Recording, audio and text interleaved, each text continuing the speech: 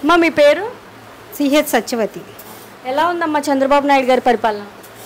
బాగానే ఉంది.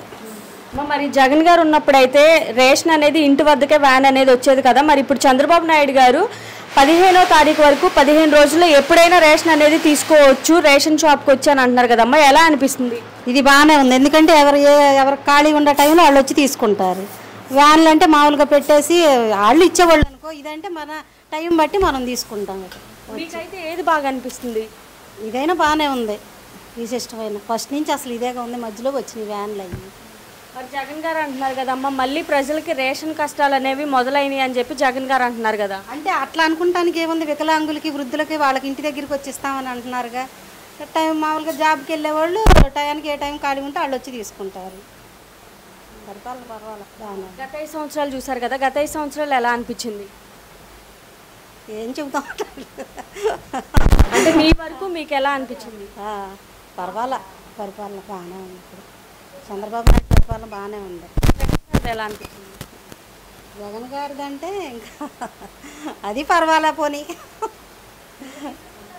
మరి ఈ ప్రభుత్వం వచ్చిన తర్వాత మరి రీసెంట్గా అమరావతి కూడా పునఃప్రారంభం అనేది జరిగింది. కానీ అమరావతి కానీ అది డెవలపింగ్ అప్పుడు జగన్ ఉన్నప్పుడు ఏం లేదుగా, డెవలపింగ్ అంతా అమరావతి అంతా ఆపేశాడు కదా. ఇప్పుడు అమరావతి అదంతా బిగిన్ చేస్తున్నాడు. పిల్లలకి కూడా జాబ్లు అవి వస్తే కొద్దిగా బాగుంటుందని అనుకుంటున్నాం. మరి మన ఏపీకి ఈ చంద్రబాబు నాయుడు గారు ఒక మంచి రూపం అనేది తీసుకొస్తారంటారా? తీసుకొస్తారని నమ్మకం ఉంది. చంద్రబాబు నాయుడు గారు అంటే నమ్మకమా అభిమానం అంటే ఏం చెప్తారు? నమ్మకం. నమ్మకం. ఎందుకంత నమ్ముతున్నారు? మరి చంద్రబాబు నాయుడు గారు అంత క్రితం లోగడా కూడా చేసి ఉన్నారు కదా, ఆయన అనుభవం ఉంటుంది కదా, వ్యక్తిగత మనిషి వయసును బట్టి కూడా ఆయన చేసిన పనులు బట్టి అంత క్రితం చేసిన దాన్ని బట్టి నమ్మకం. ఇక రాజధాని విషయం చూసుకుంటే మరి జగన్ గారు 3 రాజధానుల కింద విభజించారు, చంద్రబాబు నాయుడు గారు అమరావతి ఒకటే రాజధాని అని చెప్పి ఈయన అంటున్నారు.